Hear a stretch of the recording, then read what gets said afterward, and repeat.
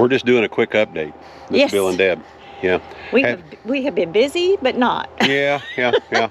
We've been doing a few things while we've been here visiting with friends. Of course, we've been out sightseeing and stuff like that.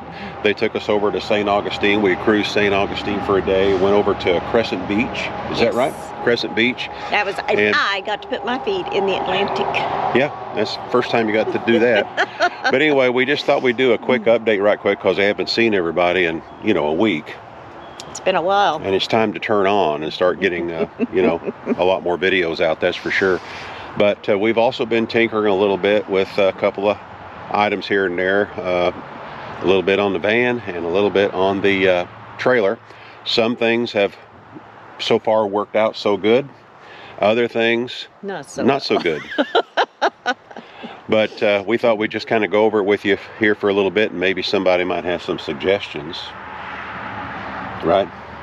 Hey, we're always open for that. Yeah, but first, let's talk about the leak that we've had on top of the trailer. Yes. And I guess the best way to do it is for me to climb up the ladder here and show you what I'm talking about. So I'm going to climb up the ladder, and Deb is going to kind of steady it for me.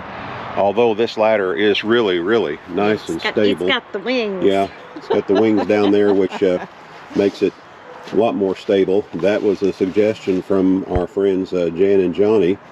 He said I really ought to look into getting a ladder like that, because he got sideways on his and fell off one day. Yeah, we don't want that. Yeah. So anyway, I'm going to climb up on the ladder and we'll show you what's going on up there. And do you want to kind of sort of watch the bottom while I... Okay, yeah, that'll help a lot. Yes, I will. All right, here I go. All righty.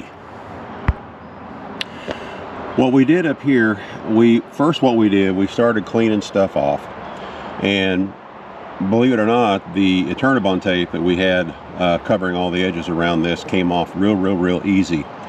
And we found where water had gotten in behind it in spots because it didn't get put on very well. So we cleaned it all off and everything, and whatever they had used to seal around it was kind of peeling back a little bit. So we went ahead and peeled it clear back to where it was stuck real good. And then Jerry had this stuff. It's a rubber roof coating made by a company called Hengs, H-E-N-G''S.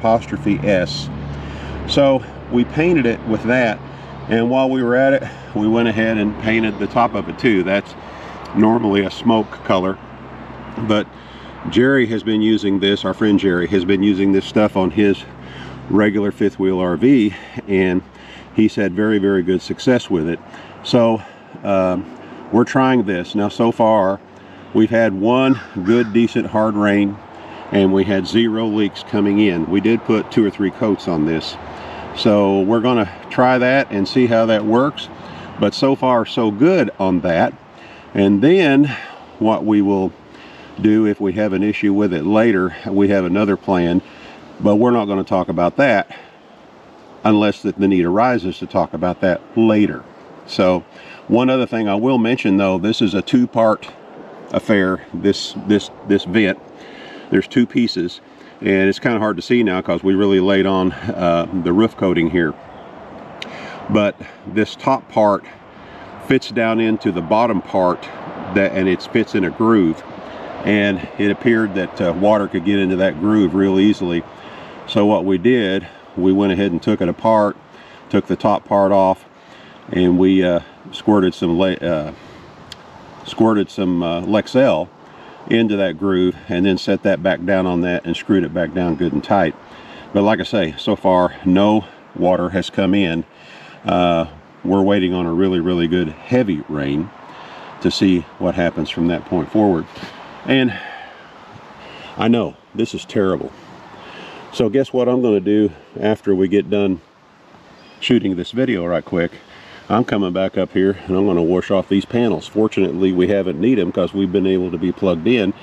But I've been checking my my yield, because we have all Bluetooth Victron components, so I can check it with my phone.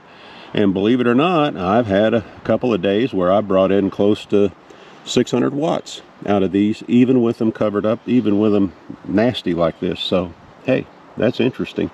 But anyway, I'm gonna come back up here after a bit and wash them all off and try not to let it get to this point ever again. That is embarrassing. It truly is embarrassing. All right, now let's go talk about the van.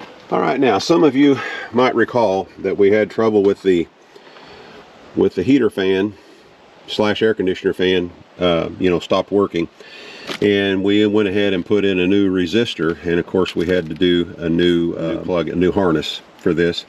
And then when we got it all done, we couldn't make it work, and had a lot of people come in and say that it's very possible I might have got it wired wrong or backwards. Well, what we ended up doing, we did run a test on everything, and I'm not going to go into detail about how we did it, but we used an ohm meter. We double check things, and yes, it's all wired correctly. All of the wires are connected properly to each terminal that it is supposed to be connected to. You've got a total of, let's see, I think 6 wires. 1, 2, 3, 4, 5, 6. Yeah, it's been a while, so I got to think about this for a minute, folks. But you got a total of 6 wires here. 2 of them are the positive and negative, and a lot of people thought that maybe I might have got those wired backwards, or the other 4 wires are for your different speeds, 1 through 4. And some folks might have thought that I got some of those crisscross. Well, we were able to run tests, and like I say, I'm not going to go into detail about how we did it, but we determined that this was all wired correctly. We also determined that power was getting to this because the positive that comes in here, and it's I think it's like the second one over is the positive. I can't remember for sure. It's been a while, but it was that the power was there, so everything was working there. We did test the fan because I went ahead and put a new fan motor in it, and the fan motor, we could make it run no sweat whatsoever. So then our focus turned to the control module on the dash. So what I did, I ordered a new control module, and I simply waited for it to come in. And don't look at my nasty van. We're going to work on that here in just a little bit. But waited for the new control module to come in, and then I just simply left it in the box. And I hope you can see here. I'll probably have to brighten it up a little bit in post. But I left it in the box until the help arrived. We had a couple of gentlemen help me with this, and we were able to pop all this out and everything, and get to this. And we took it out, and then we tried to plug the new one in, and the new one, even though it looked exactly like this one here on the front, when we went to plug everything in, the plug-ins were not, there was one plug-in that was not in the same spot, and the harness plugs coming in were let's see, I'm trying to remember. I think the harness coming in had no pins in it. It had sockets on the plug-in, and the pins were on the original one, in the unit itself. But the other one that came in was exactly the opposite. So of course it didn't work. So then what we ended up doing, just so we could have at least one speed on the fan, we did some redneck engineering.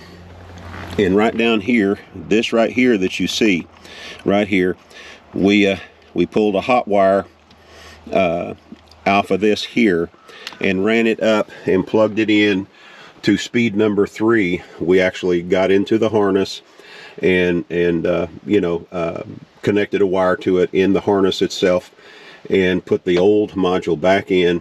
And at least now all I've got to do is well, I don't have the keys in it. Anyway, all I've got to do now is just simply, oh yeah, there we go. All I've got to do now is just simply reach down here and push this in. And I know that's but at least now I have a fan speed, and that was simply by tying into speed number 3. And we, now, like I say, we tapped into a hot wire, because these are hot all the time down here. This is the socket that I use to power my Garmin, and it had 2 outlets on it, so we tapped into one of those. But like I say, it is redneck engineering, but the fan will come on. Now, the next issue that we have is The heater works. All that other stuff works. The blend door works like it's supposed to. And, you know, we can make warm air. We can put it in any vent we want, all that stuff. But when you go to turn on the air conditioner, the compressor will not kick on. So, you know, I've been watching a lot of YouTube videos about that, and I ran some tests like what they said, and everything appeared to point to the AC relay, which is there's 2 fuse panels on this van. There's one under the hood and there's one under the seat. And the AC relay is in the fuse panel that's under the hood.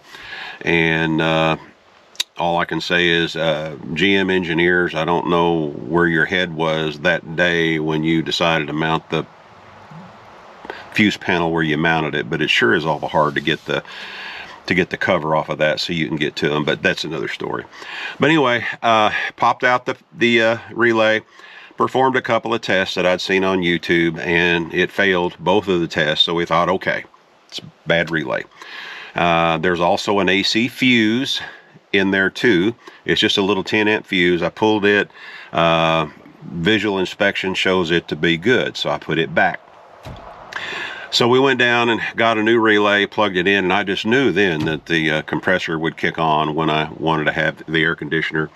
And of course the compressor did not kick on. Fortunately, the AC relay, the new one, was only like 21 bucks.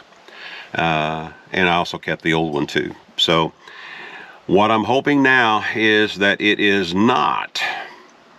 I'm hoping that the air conditioner is not because of maybe a bad clutch or the compressor itself. So, however, we start heading back towards Northwest Arkansas here in not too long. And when we get back, and well, we'll be back in Northwest Arkansas by the middle of April.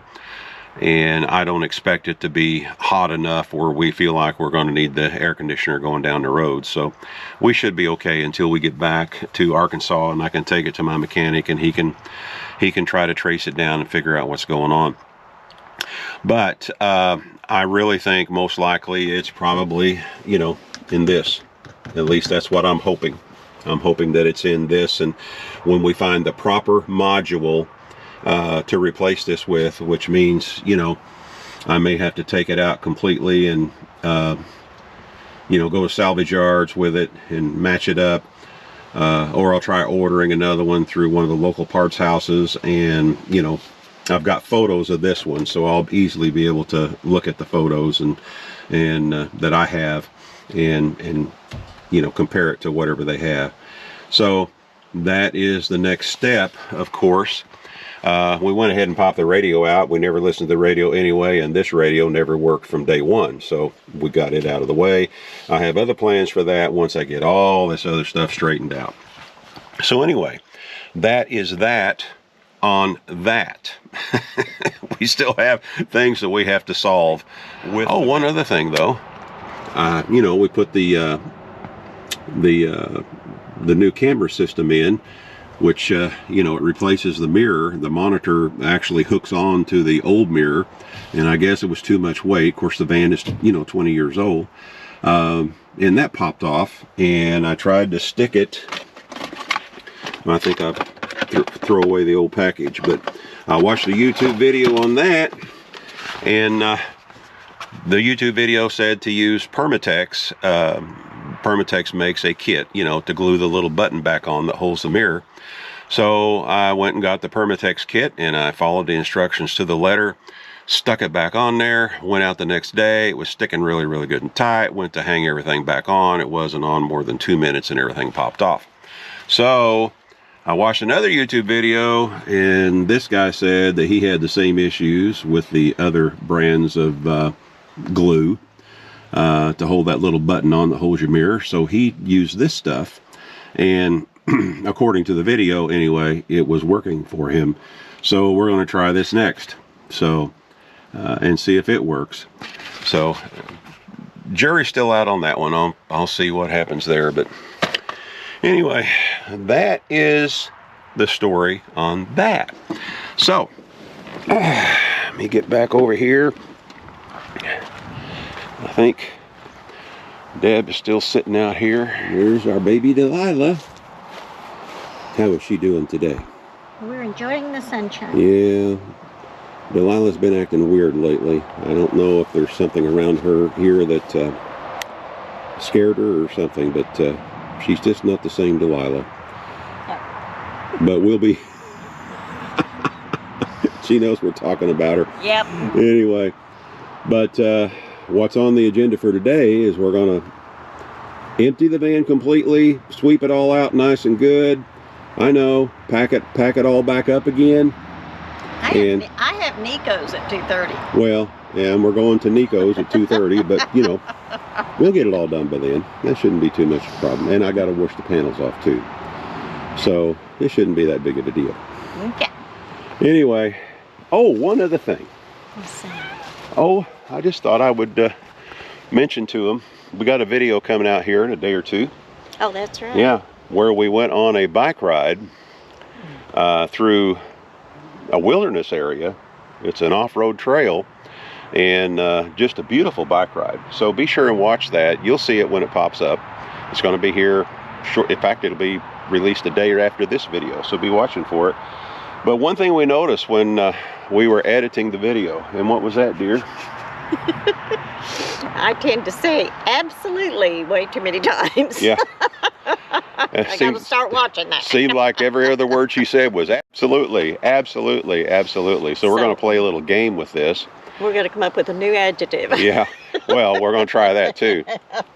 Or you can say it, but just don't, you know, because it, you'll see. Yeah. You'll see. But we're going to play a little game. We're going to, I'm going to prompt everybody at the beginning of the video when you need to start counting.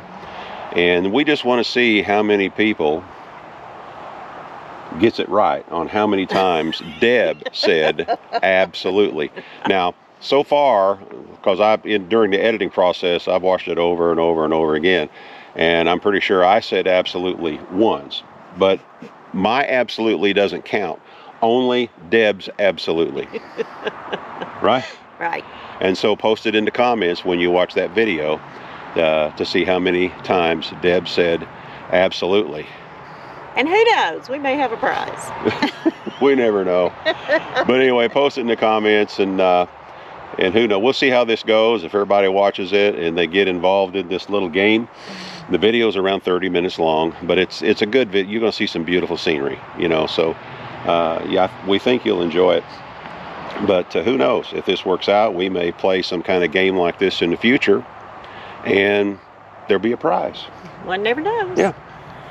But first, we're going to see how it goes. Anyway, we're going to let you go for now. This is Bill and Deb with I Ride Tiny House Adventures. You know exactly what we're going to say. We're not camping. We are living. Y'all get out there, do some living, and we'll see you again soon. Bye-bye now.